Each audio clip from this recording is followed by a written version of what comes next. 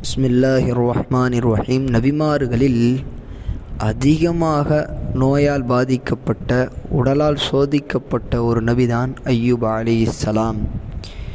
அவர்கள் ஒருபோதும் அந்த சோதனையின் போது அல்லாஹ் எனக்கு ஏன் இவ்வளோ கஷ்டத்தை கொடுத்தான், என்னுடைய ரப்பு எதற்காக இவ்வளோ சிரமத்தை கொடுத்தான், நோயை எதற்காக கொடுத்தான், நான் தான் அல்லாஹ் வணங்குறேன்ல, நான் தான் அல்லாஹ்வுடைய நியாமத்துக்கு நன்றி செலுத்துகிறேன்ல, எனக்காக இவ்வளோ சோதனை கொடுத்தான் என்று மனதால் கூட அய்யூப் அலைஹிஸ்ஸலாம் நினச்சது கிடையாது.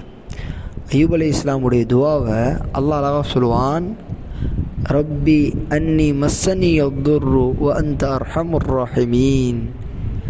அல்லாவிடம் கேட்கும்போது கூட இப்படி தான் கேட்டாங்க, யா அல்லாஹ் என்னுடைய ரப்பே, எனக்கு ஒரு கஷ்டம் ஏற்பட்டிருக்குது, நீ இரக்கமானவர்கள் மிக இரக்கமானவன் என்று இப்படி தான் துவா செஞ்சான். என்னுடைய நோயை குணப்படுத்துன்னு கூட துவா செய்யலை.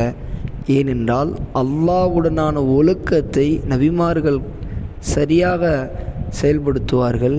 சோதனையினும் சரி அல்லாஹ்வின் மீது அதிருப்தி கொள்ள மாட்டார்கள். சோதனையின் போது அல்லாஹ்வின் மீது திருப்தியாக இருப்பார்கள். அல்லாஹ் கொடுத்ததை புரிந்து கொள்வார்கள். முஸ்லீம்களாகிய நாம் நமக்கு வரக்கூடிய சிறிய சிறிய சோதனைக்கெல்லாம் அல்லாஹ் எனக்கு தான் இவ்வளோ கஷ்டம் கொடுக்குறானா, எனக்கு தான் இந்த சோதனையா, நான் தான் நஷ்டமானவனாகணுமா, என்னுடைய வாழ்க்கையில் தான் இவ்வளோ சிரமமா என்று நாம் நினைக்க தேவையில்லை. அல்லாஹ் நம்முடைய சோதனையிலும் ஒரு நலவை வைத்திருப்பான்.